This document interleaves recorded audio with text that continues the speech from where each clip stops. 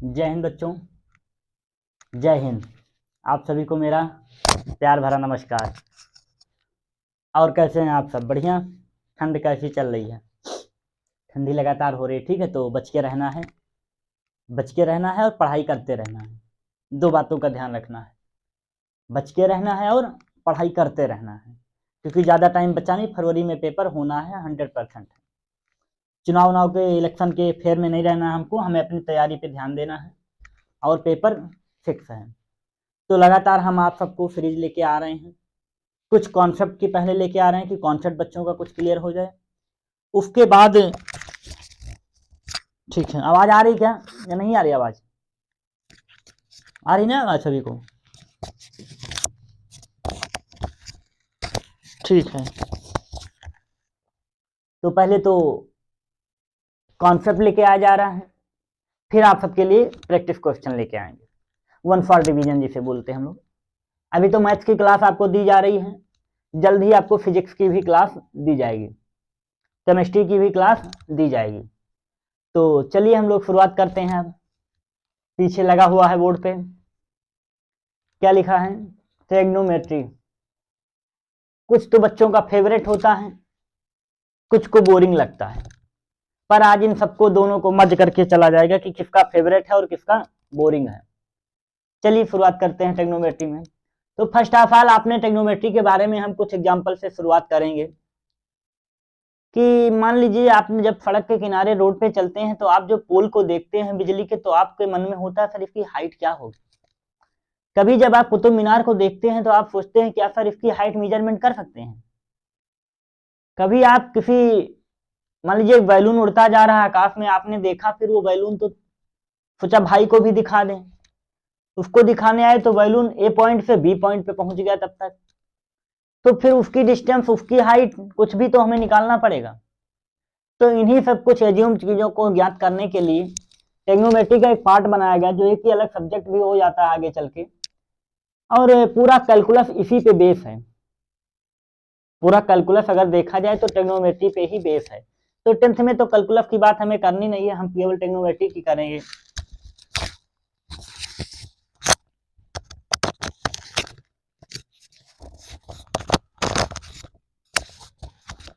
ठीक है, चलिए तो थोड़ा इसका फुल फॉर्म देखते हैं।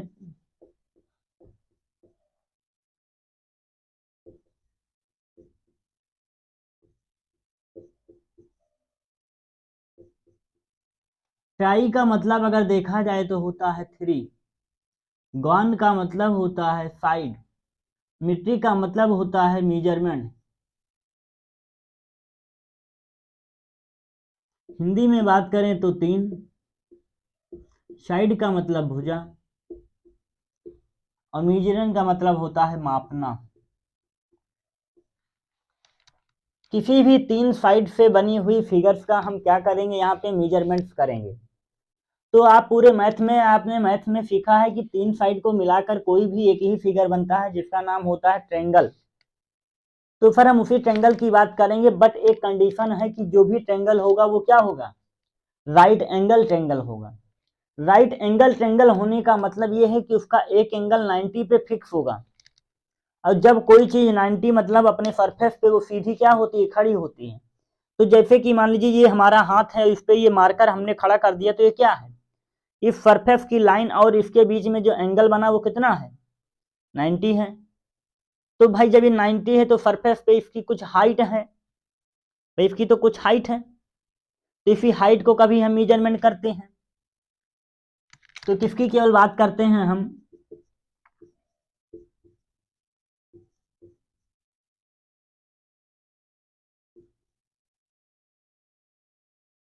राइट एंगल ट्रायंगल की बात करते हैं, जो भी 3 साइड से बन के आता है।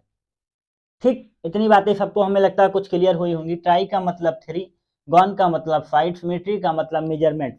यहाँ हम ट्रिग्नोमेट्री सीखेंगे, इसके अगले पार्ट में हम एप्लीकेशन ऑफ ट्रिग्नोमेट्री सीखेंगे, जिसे आप हाइट एंड डिस्टेंस के नाम से जानते हैं। ठीक है, चलिए तो थोड़ा सा आज ट्रिग्नोमेट्री में पढ़ना क्या क्या है हमें, उस बात पे हम चर्चा करते हैं। तो फर्स्ट ऑफ ऑल इंट्रोडक्शन हमने करना है, इंट्रोडक्शन। सेकंड हम बात करेंगे ट्रिग्नोमेट्रिक रेशियोज की।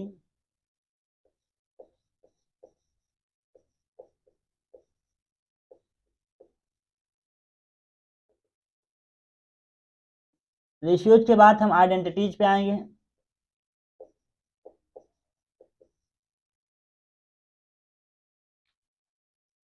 आइडेंटिटीज के बाद हम एंगल पे आएंगे। अगला कॉम्प्लीमेंट एंगल पे आएंगे। कॉम्प्लीमेंट एंगल,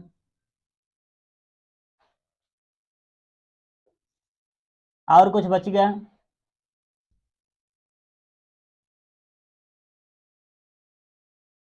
बस इतने हम पढ़ेंगे 10th में, इससे ज़्यादा नहीं पढ़ना हमें। कोऑर्डिनेट्स नहीं पढ़ना है, ठीक है। ट्रिग्नोमेट्री में कोऑर्डिनेट्स नहीं पढ़ने हमें। तो इंट्रोडक्शन की हमने थोड़ी सी बात आपके सामने की कि ट्राई ये पूरा इसका फुल फॉर्म था, तो उस पर और थोड़ा चर्चा करते हैं। जो ये ट्राइटेंगल ट्रेंगल आ गया है, तो राइट एंगल ट्रेंगल हमने बताया आपको,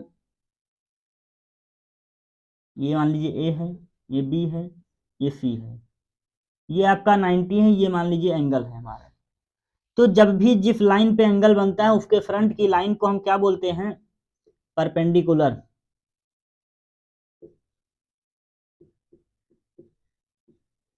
शॉर्टकट में हम इसे पी से दिखाएंगे। परपेंडिकुलर जिस लाइन पे हमारा जिस बनता है एंगल उसे बोलते हैं बेस, इसे हम बोलते हैं बी। जो हमारी सबसे बड़ी साइड्स होती है उसे हम बोलते हैं हाइपोटेनस।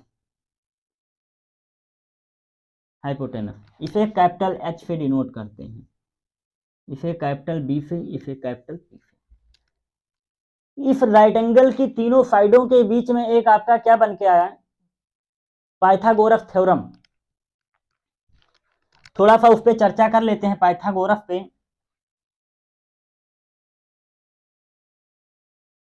पाइथागोरस उन्होंने बताया कि जो सबसे बड़ी साइड हाइपोटेनस है, इसका स्क्वायर जो है परपेंडिकुलर के और बेस के स्क्वायर के सम के इक्वल होता है।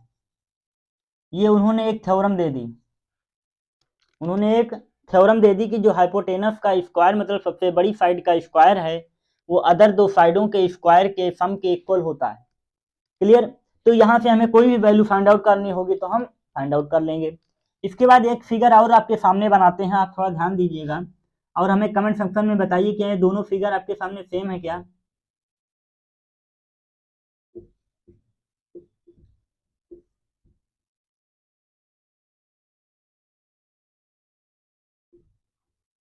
पहले तो फिगर बताइए क्या सेम है? Figure A and figure B are equal. क्या A and B figure same है? कमेंट सेक्शन में बताइएगा आप लोग कि ये दोनों फिगर क्या सेम है। अगर सेम है तो यस, अगर सेम नहीं तो नो। तो आप देखिए सर, सब तो कुछ तो सेम मिल रहा है, पर जो हमारा एंगल है सर वो चेंज हो गया है। देखा आपने, जो एंगल हमारा है वो चेंज हो गया है। तो एंगल के हमने बताया कि जिस एंगल के सामने की लाइन को क्या बोलते हैं? परपेंडिकुलर। जिस लाइन पे हमारा एंगल क्रिएट होता है उसे बोलते हैं बेस, और इसे बोलते हैं एच। तो आप देखिए कि एंगल के चेंज होने से परपेंडिकुलर और बेस आपस में इंटरचेंज हो गए। तो आपको यहां से एक नोट पॉइंट लिखना है कि perpendicular and base depend on theta.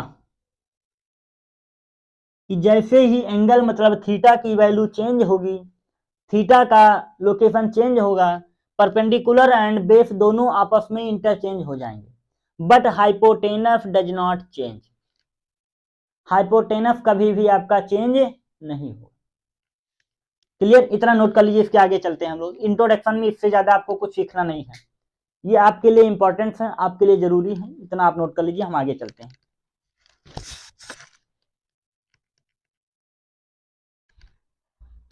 कर लिया? चलिए, दो क्लास लेके आनी पड़ेगी इसकी, ठीक है। दो क्लास में हम इसको क्लियर करेंगे पूरा।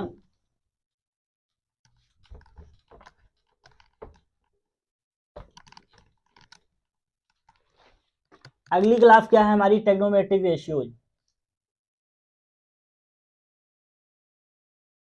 ट्रिग्नोमेट्रिक रेशियोज में अगर बात करें तो there are 6 type of trigonometric ratios. First आपका होता है साइन। ए लिखते हैं जब एंगल हम ये लेंगे, ठीक है।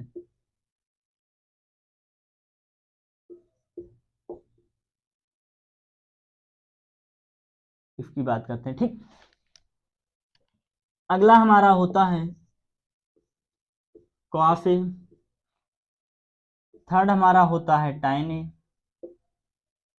फोर्थ हमारा होता है cot ए, 5 हमारा होता है sec ए, 6 हमारा होता है cosec ए।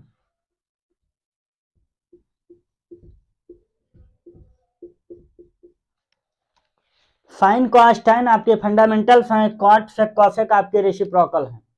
tan का रेसिप्रोकल कॉट होता है, कॉस का रेसिप्रोकल सेक होता है और साइन का रेसिप्रोकल कॉसेक होता है।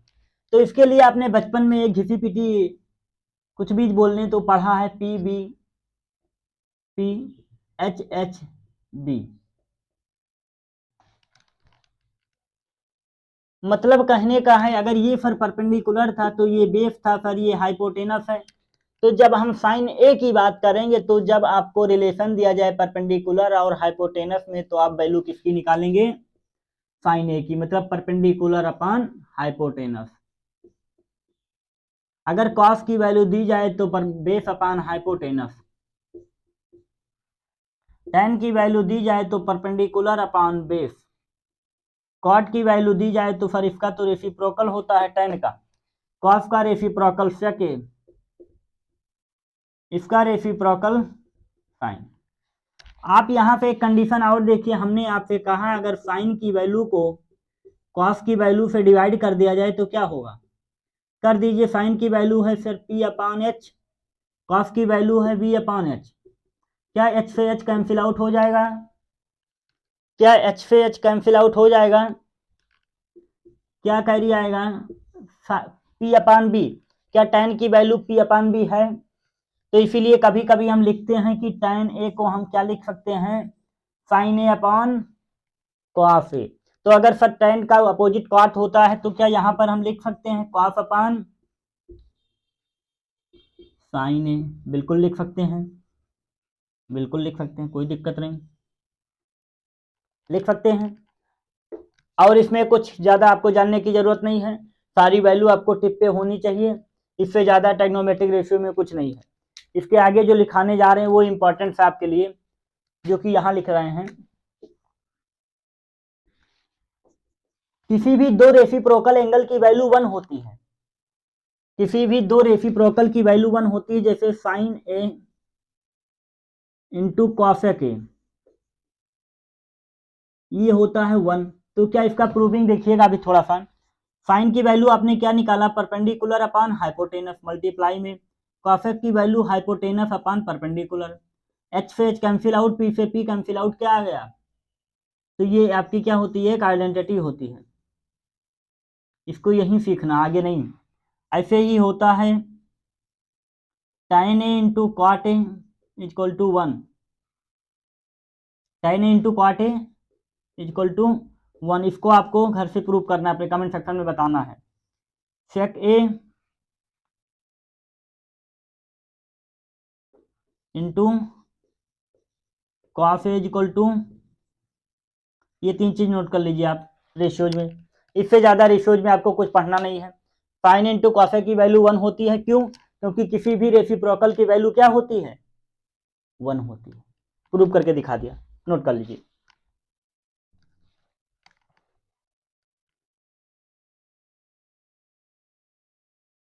नोट कर लिया।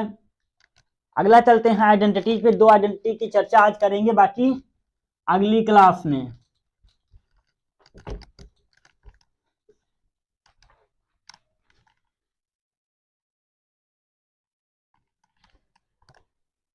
चलिए देखते हैं। 3 आइडेंटिटी सबसे फेमस होती है, एक आपने पढ़ा है sine square A plus cos square A is equal to 1, पढ़ा है, बिल्कुल सर। तो क्या इसको कुछ और लिख सकते हैं, ट्रांसपोजिशन तो आप जानते ही हैं, sine square A is equal to क्या लिख सकते हैं, 1 माइनस कॉस स्क्वायर ए। इसी को हम लिख सकते हैं sine A is equal to under root 1 minus cos square A. Same as it is आप ऐसे करते रहिएगा। एक जो चीज आप सिखाने जा रहे हैं उसको थोड़ा ध्यान दीजिएगा बच्चा।